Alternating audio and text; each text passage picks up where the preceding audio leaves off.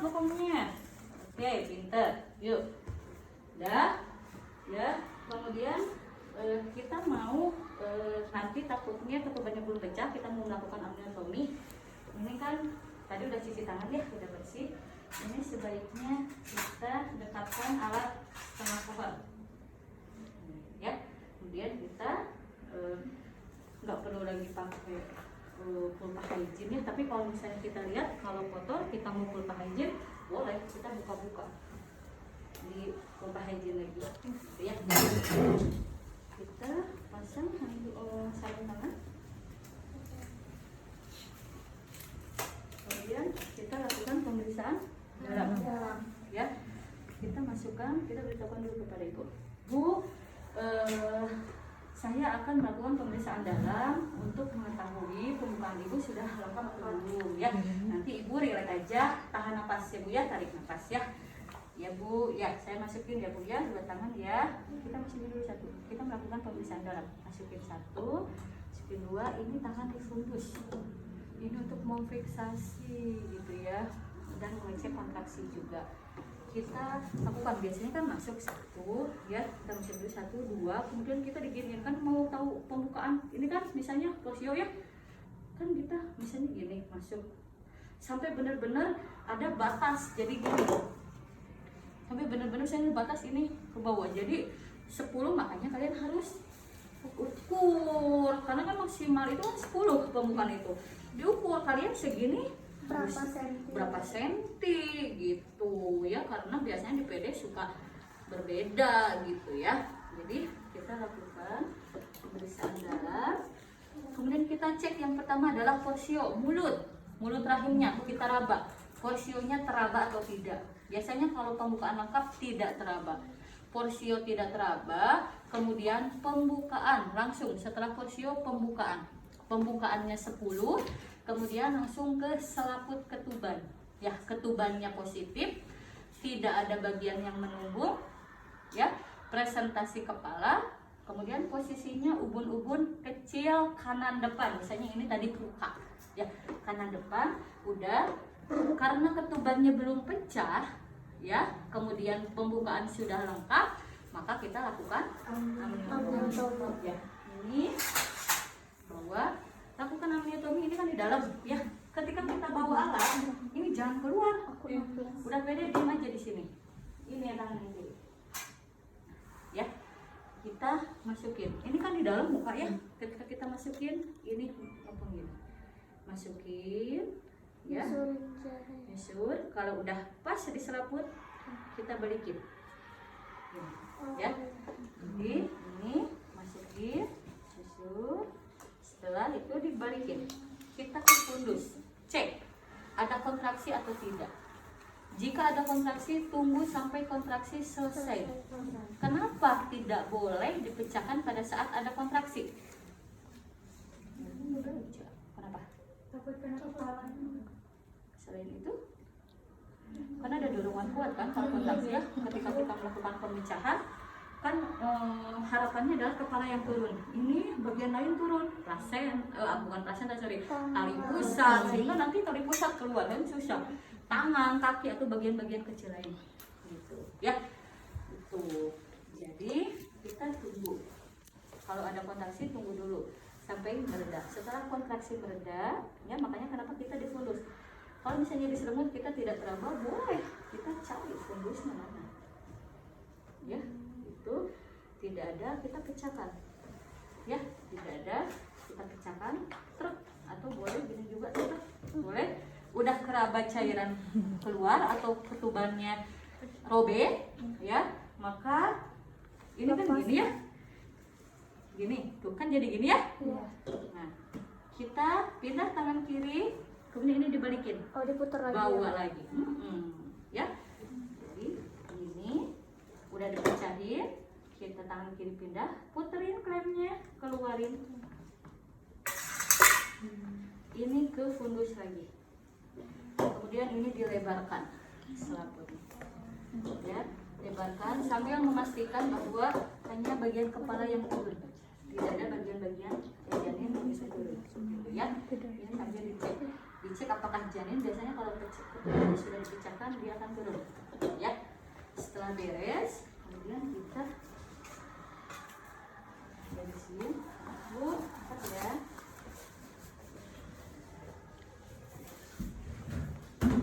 Ini sama dia ya. Setelah pecah ketuban, kita periksa DJJ. Bu, pinjam tangannya. Cek 1 menit penuh. Ya, udah. Kita masukkan ke DJJ. Periksa DJJ. Apa lagi? Beritahukan hasil pemeriksaan hari Ibu. Ya, Bu. Hasil pemeriksaannya pembukaannya sudah lengkap, sudah 10. Jadi Ibu sudah boleh ngeden ya, seperti yang diajarkan oleh saya tadi ya Bu ya. Kemudian pastikan kontraksi Ibu bagus ya, kemudian DJJ bagus. Kita tunggu Ibu sampai 1 jam pada multi. Kalau pada premi berapa waktunya? 2 jam. Ya, Ibu boleh anjurkan Ibu miring, jongkok gitu ya, untuk membantu kontraksi atau mempercepat penurunan kepala. Tapi dalam jangka waktu itu tidak ada kemajuan, maka kita beritahukan Ibu harus dirujuk ya. Kemudian beritahukan juga suami, keluarga untuk selalu mensupport Ibu ya, kemudian memberikan nutrisi ya. Nah Bu, harusnya tadi mengajarkan mules misalnya ya tadi. Bu, gimana ada mules? Ya, kita posisi mules. Ibu yuk, gini ya posisi mulesnya. Kalau pas tidur nih, biar semuanya pada tahu. Jadi nanti kalian ajarinnya itu ya. Oke, yuk. Ininya dibuka. Di pinggir aja. Sok. Nah, ketika ada mules, gini ya Bu ya, ini diangkat. Sok, coba ini. Tangan masukin ke paha. Nih. Nah, ketika ada mules ini buka ya, ini diangkat, ininya diangkat. Pak, diangkat ya kepala ibunya ya, seru gini. Ini dibuka ya. Kemudian ya, ngeden Bu, ngeden. Kita sambil lihat dari ibu. Apakah kepalanya maju, ada keluar? Ya, gitu ya Bu ya. Ya, pinter, ayo. Kita sambil lihat ya. Kemudian jika tidak ada mules, ya istirahat. Nanti kalau ada gitu lagi. Gitu ya Bu ya. Bu Bidan, boleh nggak sambil miring? Boleh, enggak. Kita ajarin ketika misalnya si ibu dalam mules ada miring.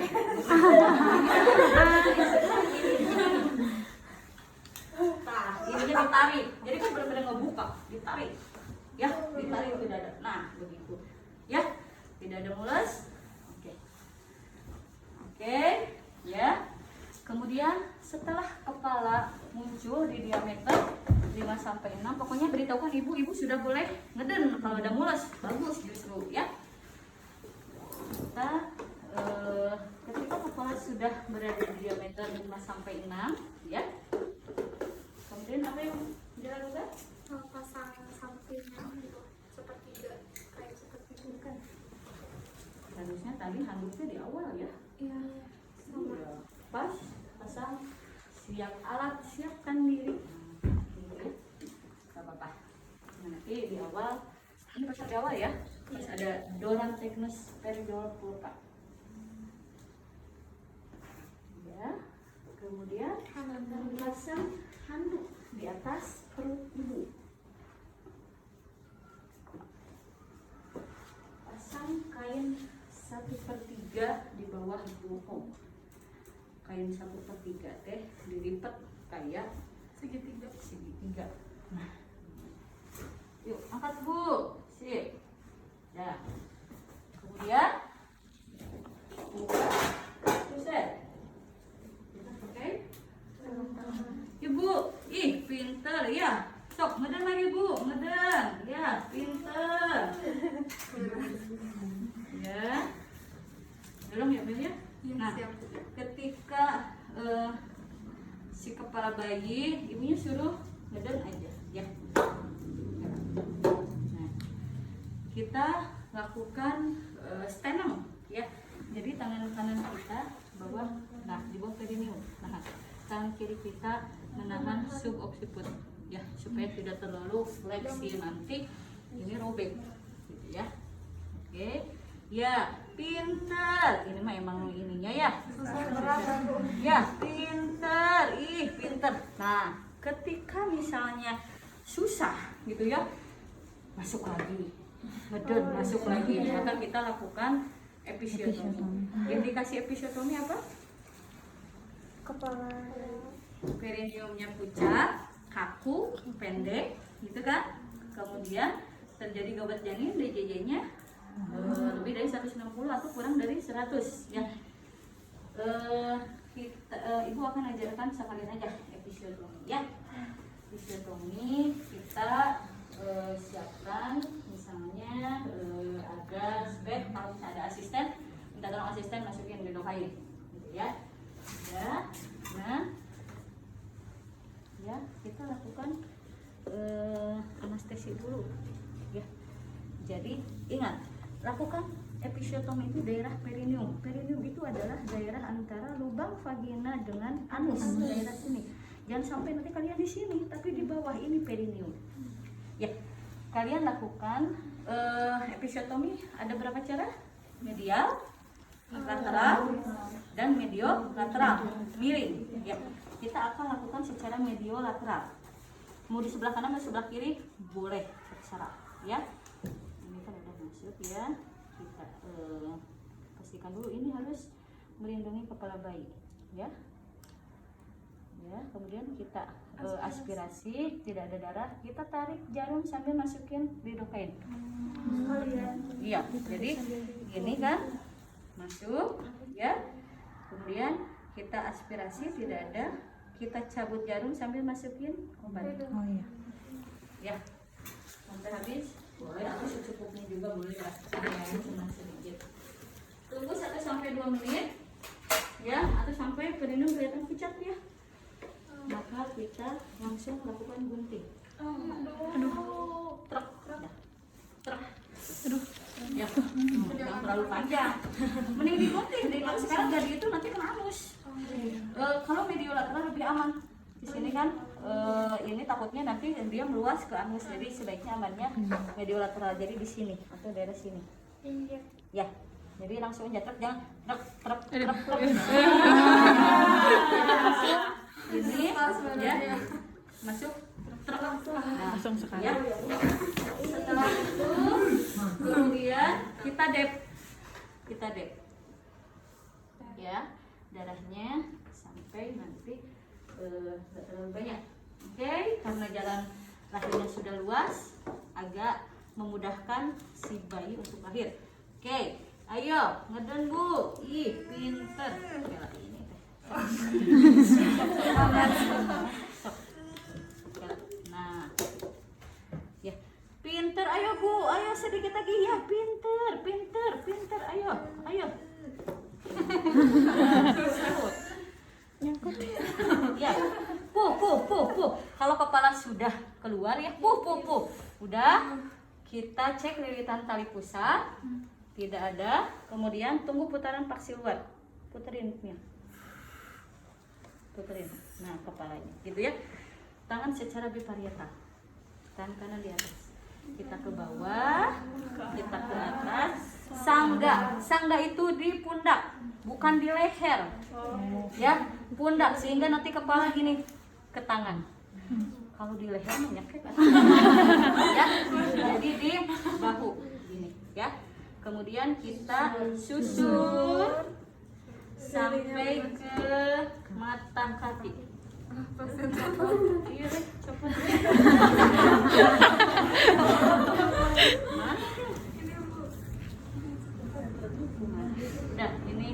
Udah sambil kita nilai ya, nilai tangisannya, gerakannya sama warna kulit. Kemudian kita keringkan ya, kita keringkan dari mulai kepala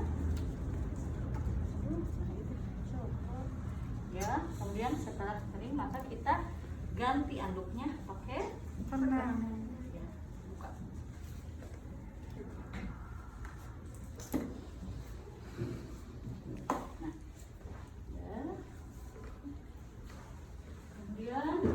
Cek bayi kedua, kita cek di fundus, tidak ada bayi kedua, maka kita beritahukan kepada ibu, Bu, saya akan melakukan suntik opsi ya Bu ya. Nah, 1/3 di paha luar. Sini ya, paha luar ya. Ini kan, ya. Ini kan luar, dalam, depan, belakang. Ya, di sini diaspirasi secara IM ya. Kemudian kita masukin 1 cc. Udah. Kemudian setelah itu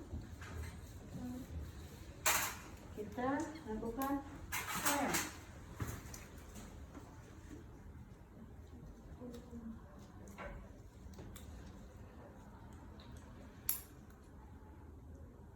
Klem 3 cm dari pusat ya.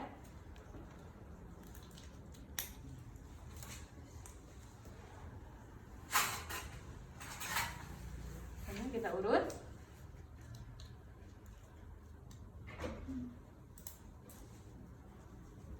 Ya, jangan dibiarkan nempel ya. Kita lakukan pembentingan. Digunting.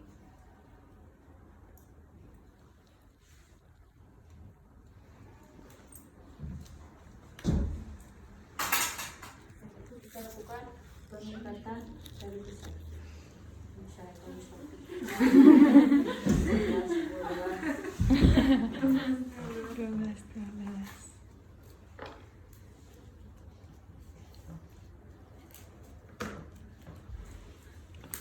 pokoknya sampai betul-betul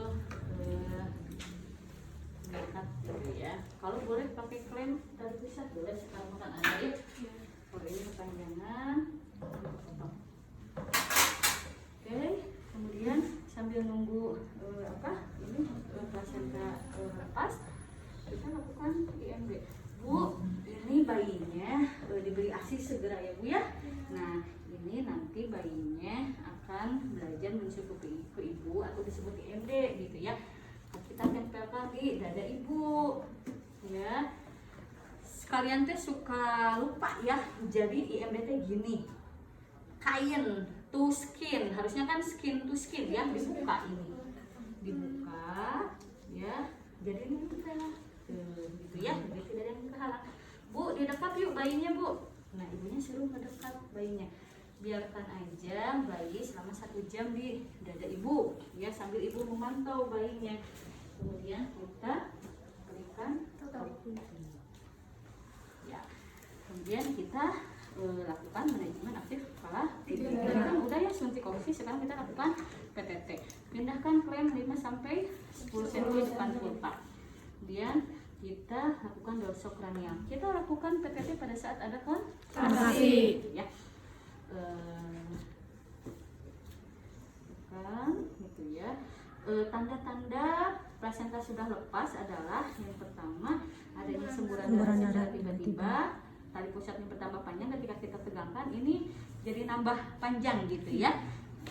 Kemudian uterusnya membundar. Atau kita bisa cek plasenta sudah lepas atau belum ya, dengan cara apa? Ingat Kusnar yang mana?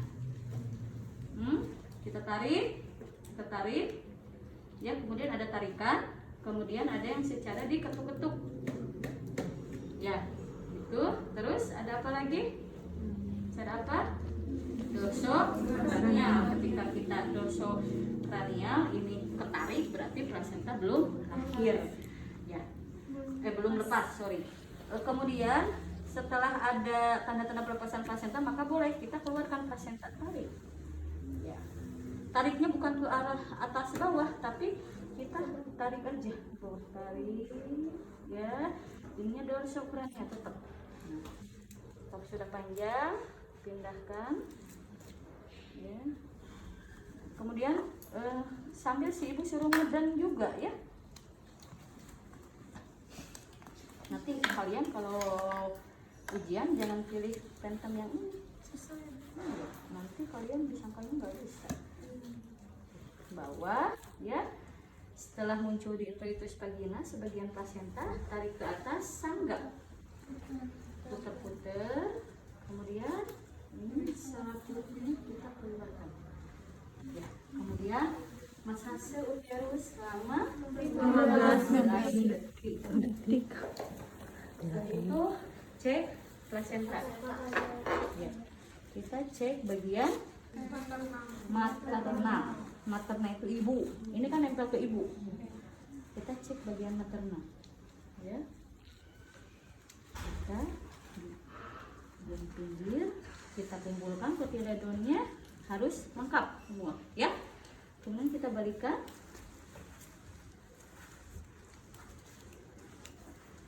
Ya.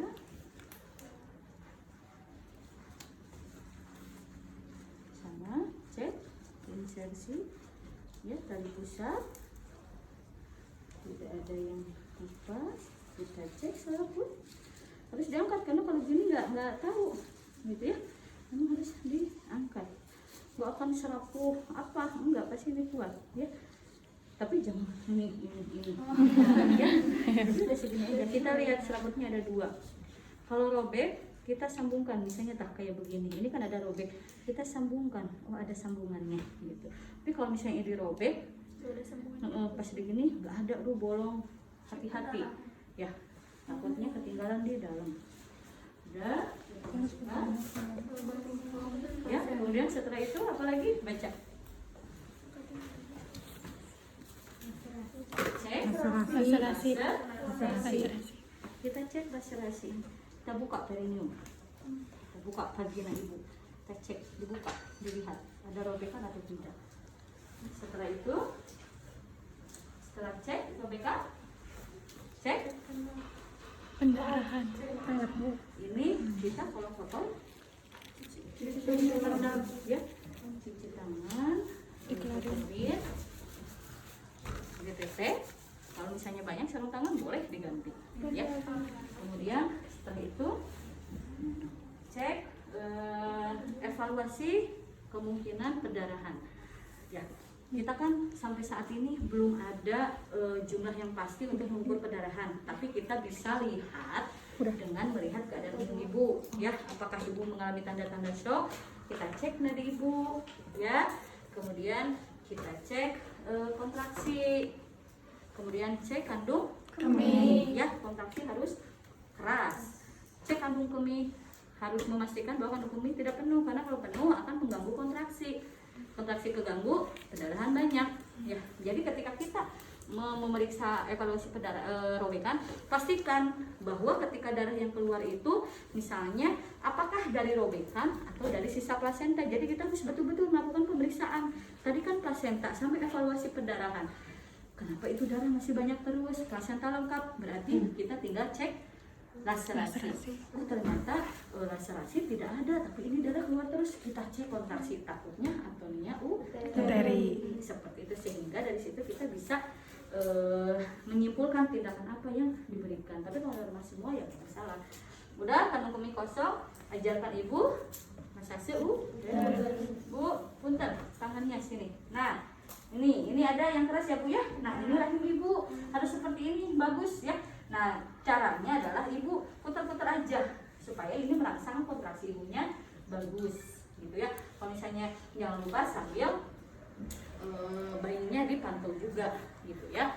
Kemudian setelah itu cek bayi bukan pernapasan, maksudnya apakah bayi bisa bernapas atau tidak. Jangan sampai kita biarkan si bayi misalnya tutup hidungnya atau apa, gitu ya. Kemudian mulai observasi kalau 4, gitu.